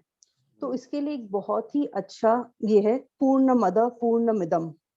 इसकी भी मैं आपको लिंक भेजूंगी, आप इसको शेयर कीजिएगा। इसको मैं बहुत छोटे से समझाना चाहूंगी। जैसे एक समुंदर है, समुद्र में से आपने एक घड़ा पानी ले लिया या एक बूंद पानी ले लिया या एक चम्मच ले लीजिए, तो जितना खारा वो दूसरा है, तीसरा है या पूरा घड़ा होगा, उस एक बूंद पानी में भी वो सारी क्वालिटीज होंगी जो दूसरे में है। वो अपने आप में एक पूर्ण है। उसी तरह से हर मनुष्य भी अपने आप में पूर्ण है, उसके अंदर उसी ब्रह्मन की परछाई नहीं है, वो ब्रह्मन खुद ही है। जो जब हम परछाई कहते हैं तो कहते हैं ठीक है तो फिर ओरिजिनल कहाँ है, ऐसा नहीं है। जो एक बूंद समंदर की आप पानी लिए, वही बूंद कहीं और से भी लेंगे तो वहां से भी उसकी वही सारी क्वालिटीज है। अब इसमें आता है कि हमारी जो कर्म है उसके अनुसार हमारे जो फल है वो हमें मिलते हैं। अब कर्म फल जो कहते हैं कि जैसे इन्होंने भी अच्छे से बताया अभी कि कोई अभी नीचे से गेहूं निकाल रहा है, ऊपर से गोबर जा रहा है, सही है, वो एग्जाम्पल सही है कि ऐसा कि आपने पिछले जन्म के अच्छे कर्म कर रखे हैं, अभी आपको फल मिल रहा है। आप ये मत, आप अपने कर्म कीजिए, जो पिछला है वो भी पूरा अकाउंट सेटल होगा और अभी सेटल होगा। आप, लेकिन इसका मतलब ये नहीं कि आप बुरे कर्म करो ये सोच कर कि नहीं आगे जाकर तो सेटल हो जाएगा, नहीं, ये भी मानसिकता नहीं है, क्योंकि हमारे शास्त्रों में ये भी कहा गया है कि एक ही वक्त, एक ही वो क्षण लगता है जब उस क्षण में आपको ब्रह्मन की अनुभूति हो सकती है और हो जाती है। हम कितना ही प्रयास करें, जैसे आपने पतंजलि योग सूत्र के बारे में बताया, तो पतंजलि योग सूत्र के भी जो अष्टांग अंग हैं, तो अष्टांग अंग कहे जाते हैं। अंग यानी वो उसके लिम्स, इंग्लिश में कहें लिम्स है, वो उसकी सीढ़ी नहीं है। जो मैंने पढ़ा है, जैसे आप एक ही ले लीजिए उसमें यम, अगर आप सिर्फ यम में भी सिर्फ एक ही प्रैक्टिस करते हैं, कहिए अहिंसा, उस आप जब एक को प्रैक्टिस करना स्टार्ट करते हैं तो बाकी सारे अपने आप आपसे प्रैक्टिस होने लग जाते हैं। आप सत्य बोलिए, अपने आप आपका मन अस्तेय पर नहीं जाएगा, आपके आप सत्य बोलना शुरू करेंगे, आप किसी को हिंसा नहीं करेंगे। उसी तरह से आपको कभी गुस्सा आया, आप अपने आप में श्वास अपने आप रोकेंगे, रोककर सांस ऊपर नीचे करेंगे तो प्राणायाम भी अपने आप होगा। तो आप किसी एक चीज को पकड़ेंगे तो बाकी सारी अपने आप लाइन में फिट होती जाएंगी। और जो अब आपने पुरुष और प्रकृति की बात कही थी, तो इसमें ही आपको भी बताऊंगी, जो सांख्य है, सांख्य प्रैक्टिकल, सांख्य जो है वो प्योर थियोरी है, और वही योग है वो उसका प्रैक्टिकल है। जो हमने सांख्य में 25 तत्व की बात करते हैं, है तो एक ही तत्व पुरुष, वहां पर उसे पुरुष और प्रकृति की तरह बताया गया है। वहीं पर जब हम योग पर आते हैं, पतंजलि योग सूत्र पर, तो उसे वही बताते हैं कि इसे प्रैक्टिस में कैसे लाया जाए। तो सांख्य और योग एक साथ जाते हैं, वैसे ही न्याय और वैशिष्ट एक साथ जाते हैं, और मीमांसा, पूर्व मीमांसा, उत्तर मीमांसा एक साथ जाते हैं। और जो क्वांटम फिजिक्स की बात की आपने, सिद्धियों की, मेरी पीएचडी सिद्धियों पर ही है, और फिजिक्स से भी मैंने काफी अच्छे से डिटेल, डीन रैडन की भी किताबें हैं जो इस पर बताई जाती हैं, जो यहाँ पर वह इसे अपवाद कहकर छोड़ देते हैं कि ये तो एक्सेप्शन है, जो किसी की कोई क्वालिटी है, जिसे कोई स्पून बेंड कर सकता है अपनी आंखों से, या कहीं कुछ और हो रहा है उसे वो पता चल जाता है। तो आपका अगर मन इतना साफ और शुद्ध होगा तो सामने वाले के मन में क्या है वो आपको अपने आप पता चल जाएगा। और ये प्रैक्टिस चित्त शुद्धि जो है, ये इस आपने पतंजलि में भी पढ़ा होगा, योग चित्त वृत्ति निरोध। योग बिल्कुल क्या है, चित्त में जो उठती हुई वृत्तियां हैं, जो भी थॉट प्रोसेसेस है, उनका निरोध करना, वही योग है।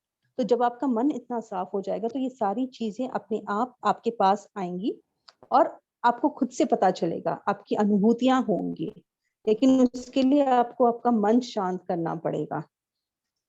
यही सबसे पहला प्रिंसिपल है जब हम वेदांत पढ़ते हैं, या सत्संग जो आप बहुत अच्छे से कर रहे हैं, बहुत अच्छे से आप एक्सप्लेन कर रहे हैं रश्मि जी। अभी तक तो जहाँ तक आपने बताया बहुत अच्छे से बताया, और मैंने अभी तक तो इतनी नोट्स बनाए हैं जो आपका डिस्कशन हुआ। आगे भी कुछ होगा तो मैं बताऊंगी बिल्कुल।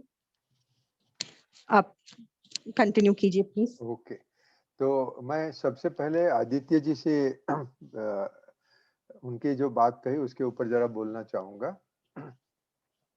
आदित्य जी जी, आपने कहा है कि कभी कभी सिचुएशन फ्रस्ट्रेटिंग हो जाती है, और ये सिचुएशन मैं आपको मेरे अनुभव की बताता हूँ कि अच्छा, अगेन जो पुराने दोस्त लोग इसमें हैं उनको सब पता है, जो मित्र इसमें पहली बार आए हैं या तो 2-3 महीने से आ रहे हैं उसके लिए मैं बताता हूँ कि मैं 87 से बम्बई के फुटपाथ पर घूमता था, और मुझे ये लगता था कि ये फुटपाथ पर जो लोग गरीब लोग रह रहे हैं उनके बच्चों ने, जो 1 साल का बच्चा है, 3 साल का बच्चा है, उसने क्या गुनाह किया, उसने क्या खराब कर्म किए कि वो बेचारा रोड पर है।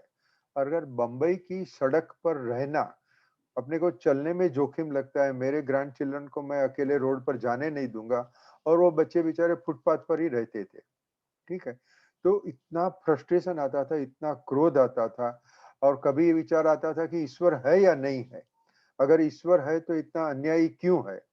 ठीक है, तो फ्रस्ट्रेशन तो उसी को आता है जो सोचता है।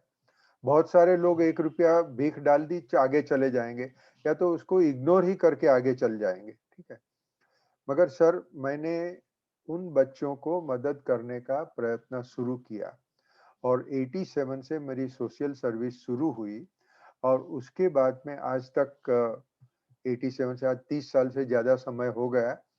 उसमें जो मुझे अनुभव मिला, उसमें जो अजय कुमार जी ने भी कहा कि कभी-कभी हमें ईश्वर की प्रतीति हो जाती है। हुँ, इतने अच्छे-अच्छे अनुभव मिले, और ये जब मैंने गरीबों की सेवा करना शुरू किया, उसके बाद में जब मैंने गीता पढ़ने का शुरू किया, दूसरे धर्म ग्रंथ पढ़ने के शुरू किए, तो एक के बाद एक समझ में आने लगे। और आज की तारीख ऐसी है, आज मतलब नहीं, मेरे ख्याल से कम 10 साल से अभी मेरे मन की परिस्थिति ऐसी है कि मैं एकदम शांत हूँ। मेरे जो भी फ्रस्ट्रेशन थे सब फ्रस्ट्रेशन पूरे हो गए। मुझे एटलीस्ट मुझे ऐसा लगता है कि मुझे पता चल गया है क्या है।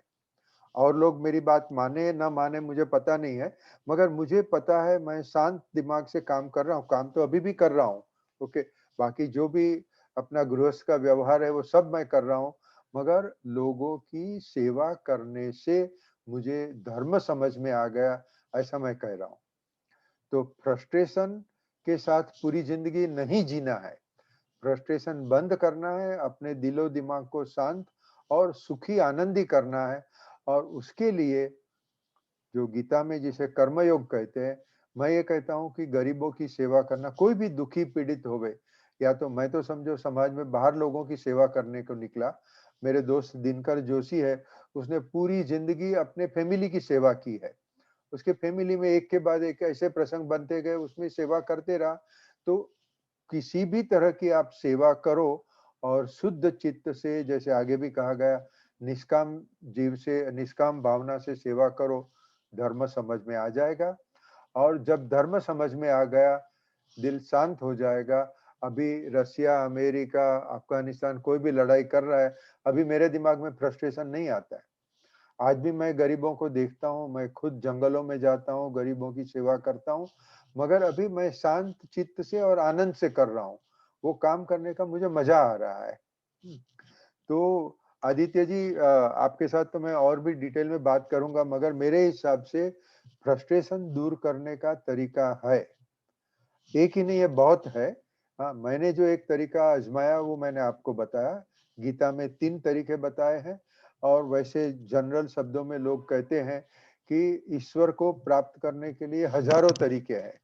आप हजारों में से आपको जो अच्छा लगेगा वो कीजिए, और जब आपको ईश्वर समझ में आ जाएगा, पूरी शांति हो जाएगी, उसके बाद में कोई फ्रस्ट्रेशन नहीं रहेगा।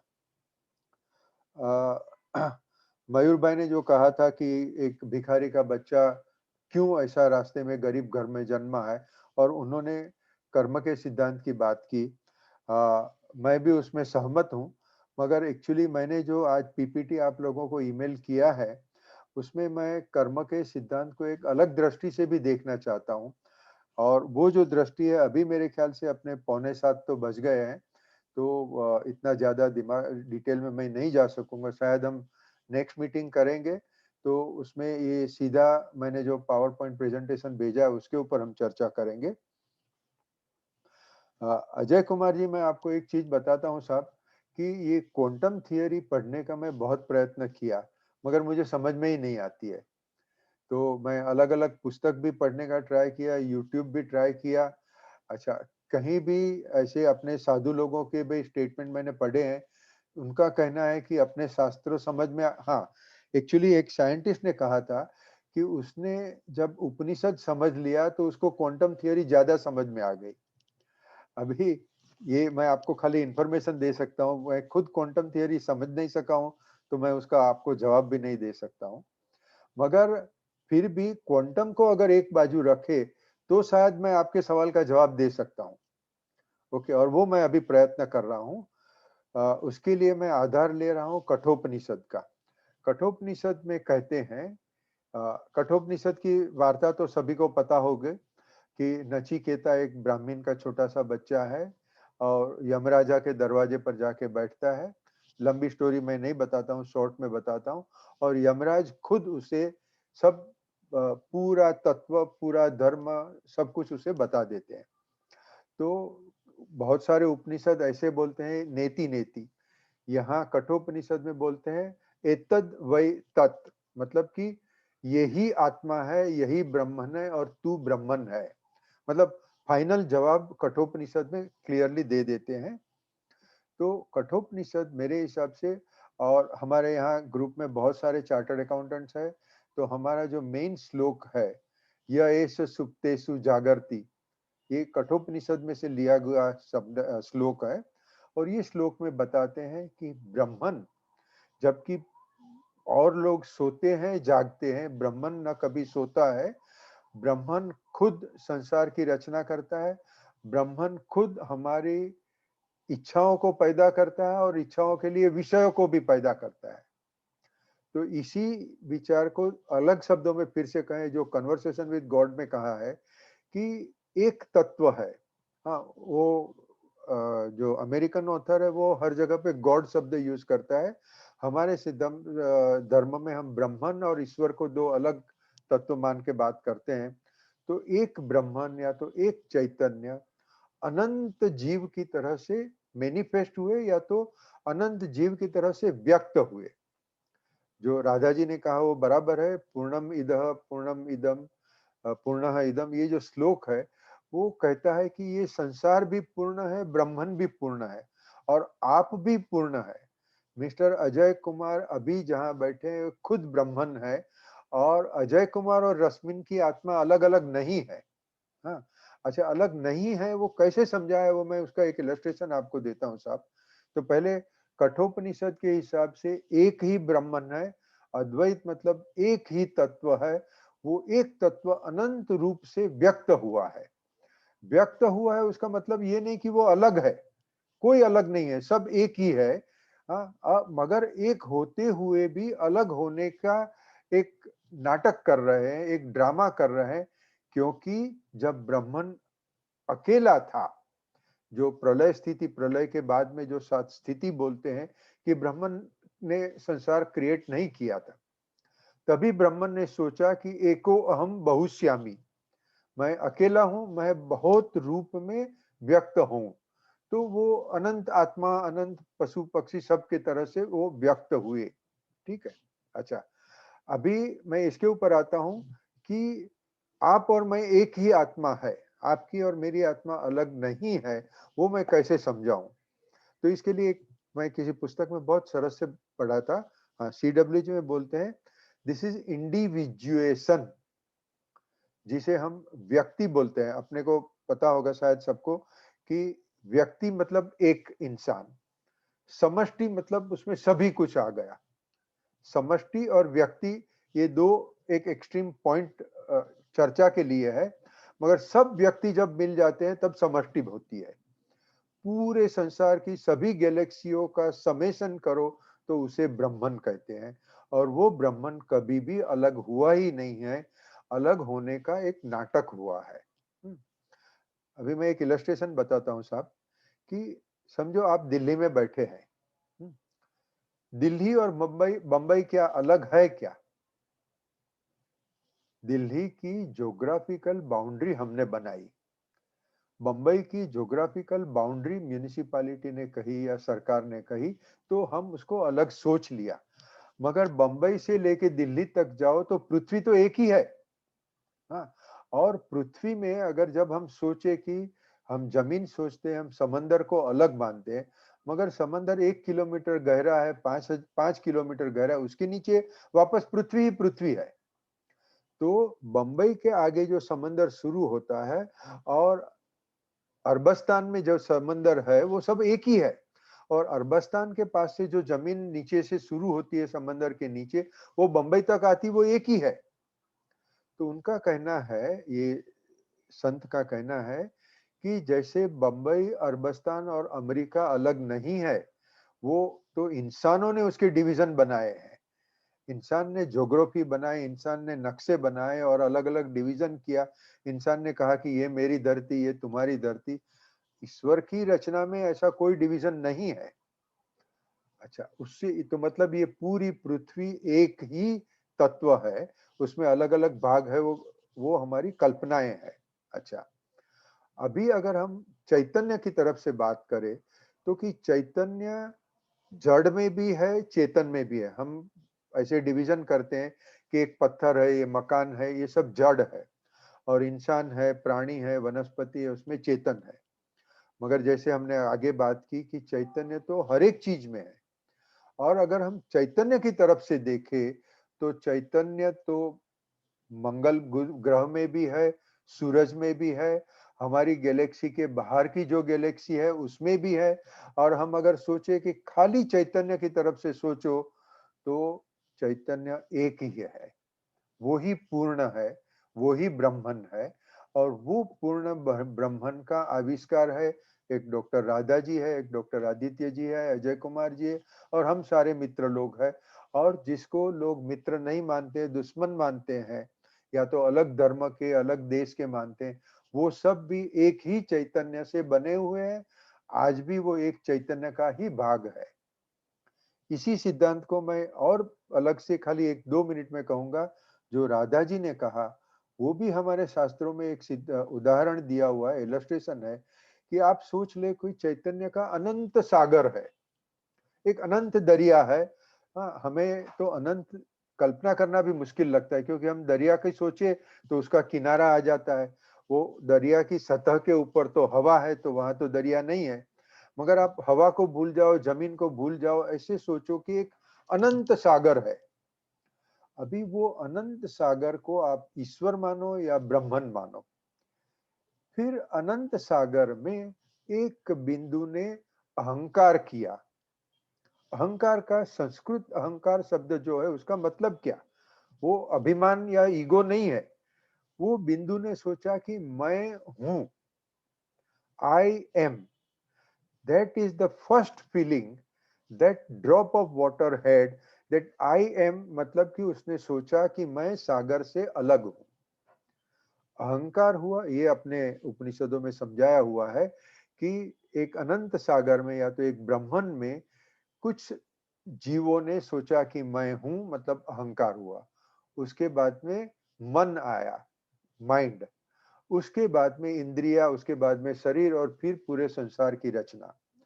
तो ये जो भी हुआ, ये रचना हुई, वो ऐसे ही है कि जैसे बताते हैं कि मिट्टी से घड़ा हुआ। तो घड़े तो कई तरह के होते हैं, कोई छोटा है, कोई बड़ा है, सब हम अलग अलग घड़े मानते हैं, मगर आखिरकार सब मिट्टी ही मिट्टी है। पानी आपने एक ग्लास में लिया, एक चम्मच में लिया, एक बड़े बर्तन में लिया, किधर भी लिया, आखिरकार वो पानी ही पानी है।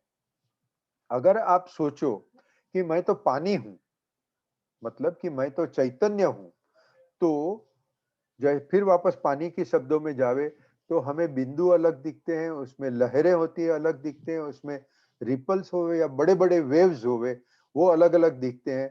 मगर हम ड्रॉप ऑफ वाटर, रिपल्स और वेव्स ये भूल जावे, ये सब पानी के बने हुए ऐसा सोचो, तो फिर वो सब एक अनंत सागर ही है। इसी तरह से अगर हम सोचे कि ये पत्थर, ये कुत्ता, ये घोड़ा, ये गाय, ये इंसान, हाँ, ये स्त्री पुरुष सब जो भी है वो आखिरकार चैतन्य से ही बने हुए हैं।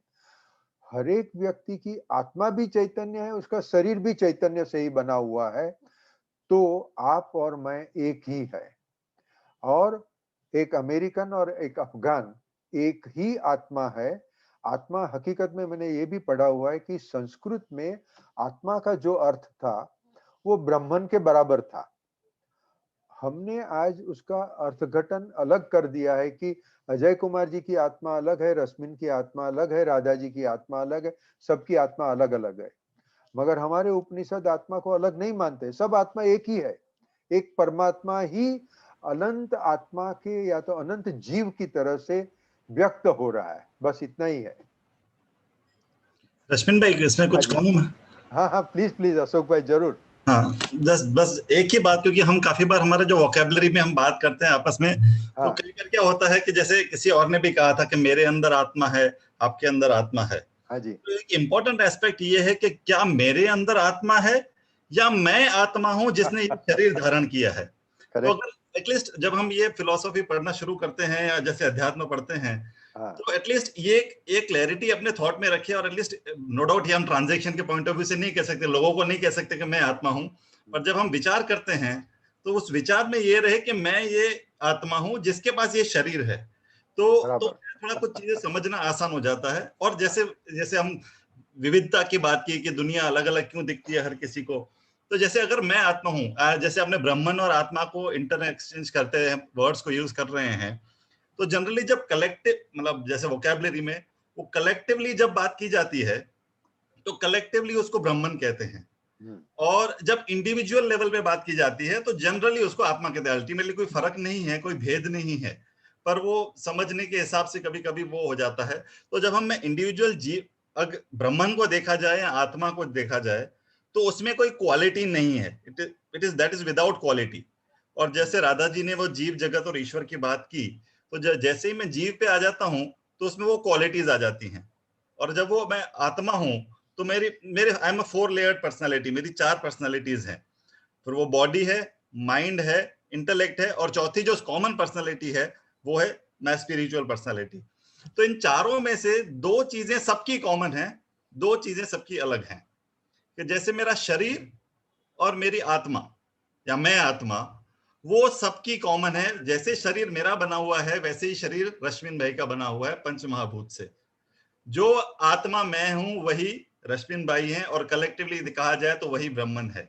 लेकिन सबका मन और सबकी बुद्धि वो दोनों अलग हैं। तो 2 चीजें कॉमन है, 2 चीजों में फर्क है।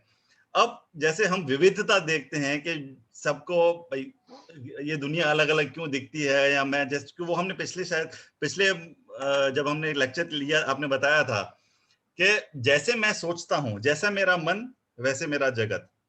अब कभी कभी ये इसको समझना डिफिकल्ट हो जाता है कि ऐसे कि फिर बाद में एक ही क्या सब कैसे हो गया, जब पहले अलग अलग है फिर बाद में एक ही कैसे हो जाता है। तो ये हम अपने रोज हम इस तरीके को इस चीज को जीते भी हैं एक्चुअली।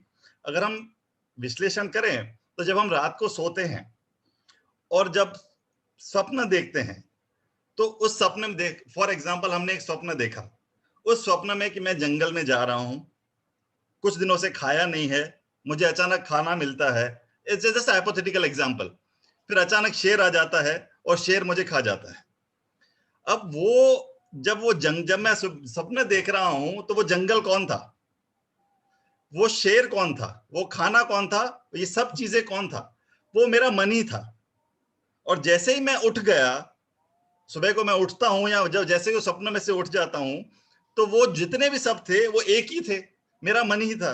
तो इस तरीके से जैसा मेरा मन वैसे मेरा जगत, एक तो ये बात है। और विविधता इसलिए है क्योंकि मैं मन में जितनी विविधताएं पैदा करता हूं वैसा मेरे को जगत दिखता है।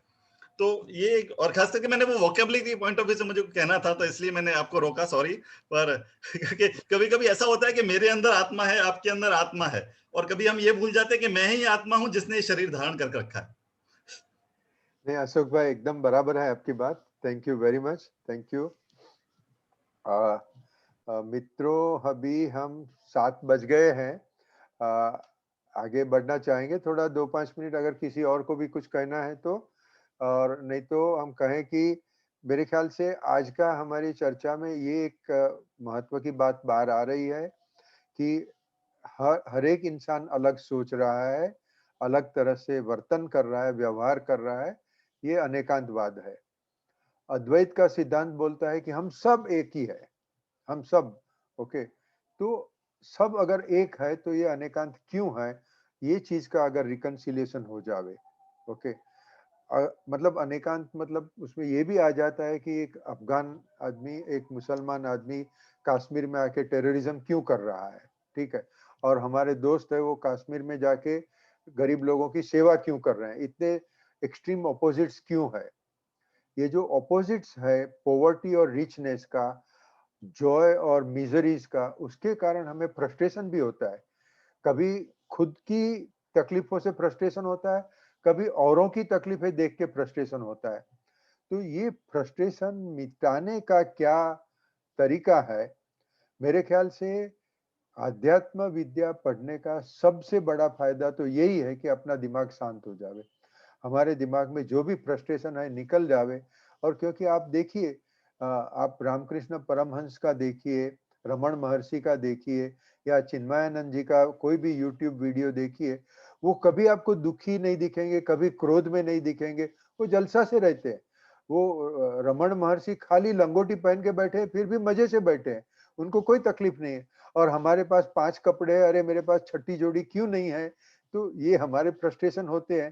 तो ये सब फ्रस्ट्रेशन मिटाने का मेरे ख्याल से हम लोग ने ये जो अध्यात्म का विषय का अभ्यास करने का शुरू किया है, बहुत अच्छी चीज है। और आज मैंने तो सोचा था कि बहुत कुछ मैं चर्चा कर लूंगा, मगर एक अलग तरीके से अलग अलग पॉइंट्स यहाँ आए हैं, तो ये भी बहुत अच्छा है।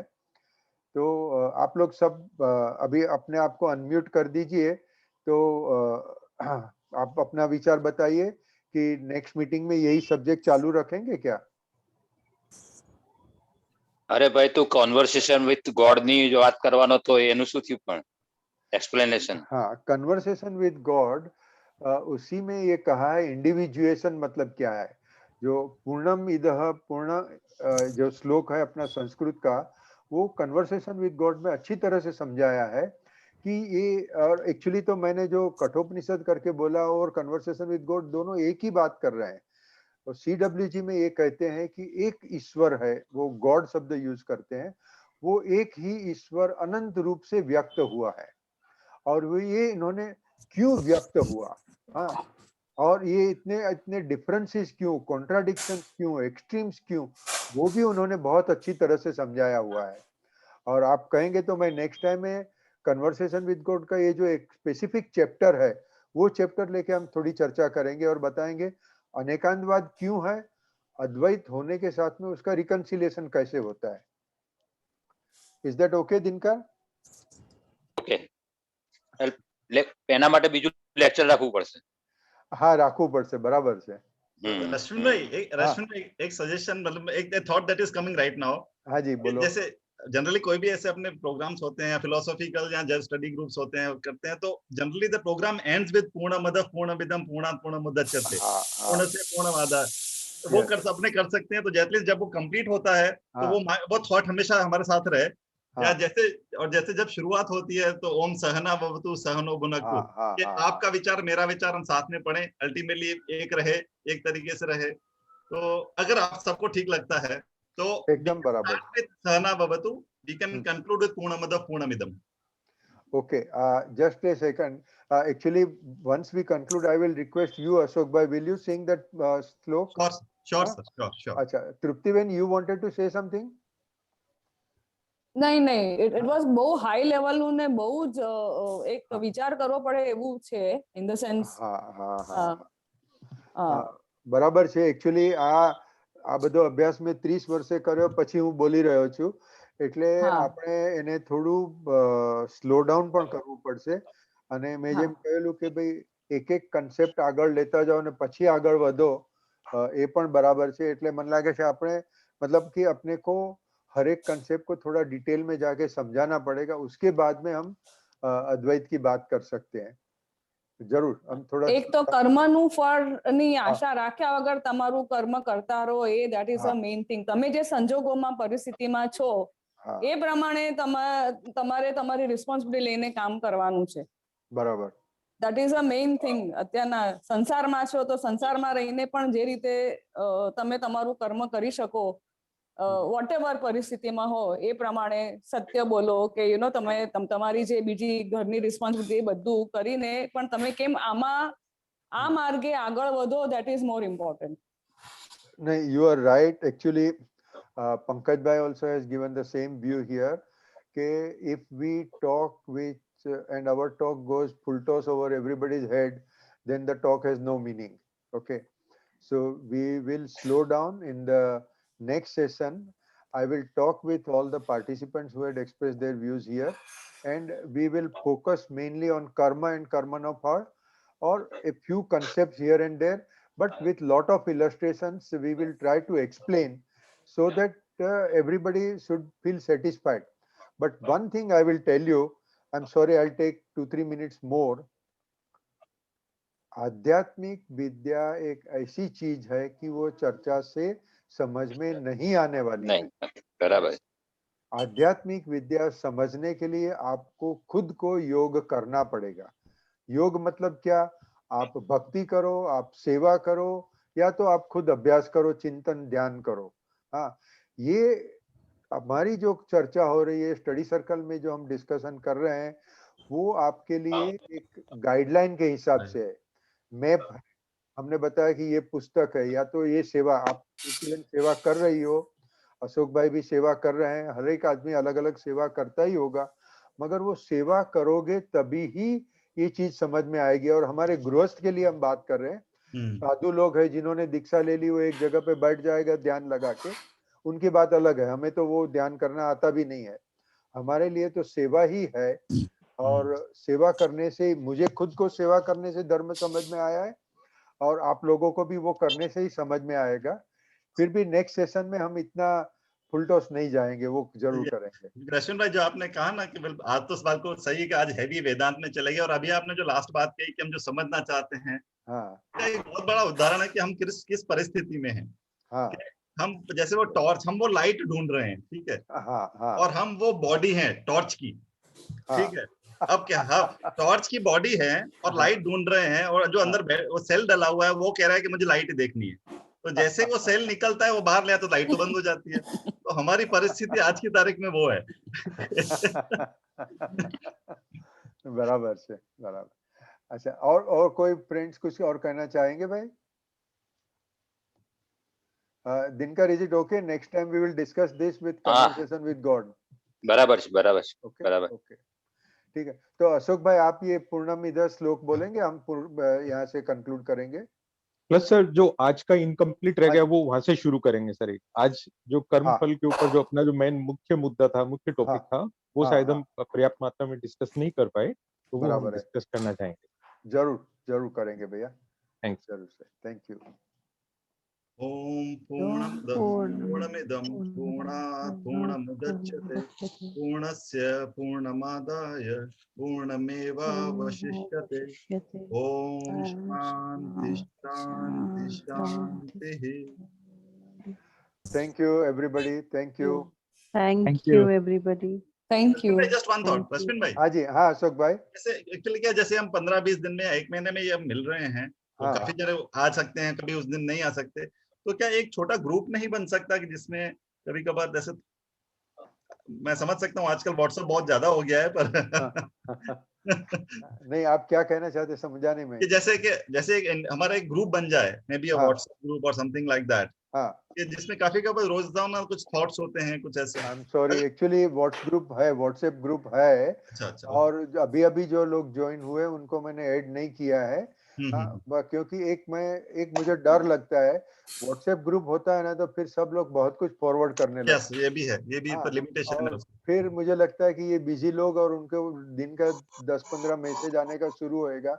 और मुझे 1-2 मित्रों ने फरियाद भी की है कि ये फिलोसॉफी ग्रुप में बहुत कुछ मटेरियल आती है, फिर पढ़ नहीं सकते हैं। तो मगर मैं व्हाट्सएप ग्रुप में मैं आप सबको ऐड कर दूंगा, फिर जिसको निकल जाना है निकल जाइए, जो उसमें रहना चाहते हैं वो रह जाइए, मगर जरूर करेंगे।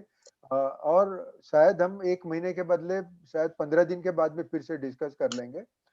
ज्यादातर लोग सब काम करने वाले हैं, मतलब चार्टर्ड अकाउंटेंट है या तो अपना अपना जॉब कर रहे हैं, तो सबका जो फ्री टाइम होएगा वो सोच समझ के ऐसा एक नया दिन कृष्ण कुमार जी को बात करेंगे और एक नया दिन नक्की करके मे बी 15 दिन के बाद में नेक्स्ट मीटिंग रख लेंगे। Saturday evening is the best. हाँ, Saturday evening, correct, Saturday evening को ही रखेंगे। हाँ, we can start at about 6 o'clock and continue up to 8 o'clock. I think this 5:30 is okay, no, Dinkar? 5:30 is also okay, or if people are not finding okay, then we can delay it for half an hour more. हाँ, तो आप लोग अपना अपना opinion मुझे email में भेजिए, WhatsApp पर भेजिए। मैं आज शाम तक सबको व्हाट्सएप में ऐड तो कर ही दूंगा, जो भी नहीं है उनको अपना ओपिनियन जरा जरूर भेज दीजिए। मेरे लिए तो 3 बजे भी ओके है। Thank you sir. 5:30 to 7 is best time sir. 1 घंटा 5:30 to 7 7 आई थिंक सब कुछ शूट करता है। कई बार हमने टेस्ट किया लास्ट 2-3 महीने में। कृष्ण कुमार जी, ये तो समुद्र है, गोता खाने के लिए कौन तैयार है, वो बात है। नहीं, ऐसा ये ऑफिस करते हैं ना, उनको फिर 7 बजे एटलीस्ट बंद करके घर पे जा सकते हैं, नहीं तो फिर करते रहोगे। जो मैं तो अभी घर पे बैठ के कर रहा हूँ तो मुझे कोई तकलीफ नहीं है, मगर जो अपनी ऑफिस से करते होंगे उसके लिए तकलीफ होगी। तो I think let us keep Saturday evening 5:30 to 7। और जैसे 31 मार्च या तो ऐसी कोई ड्यू डेट आती है तो वो अवॉइड करेंगे, और अदरवाइज हम सैटरडे इवनिंग रखेंगे। ठीक है? Okay okay, thank you everybody. नमस्कार, प्रणाम, नमस्कार।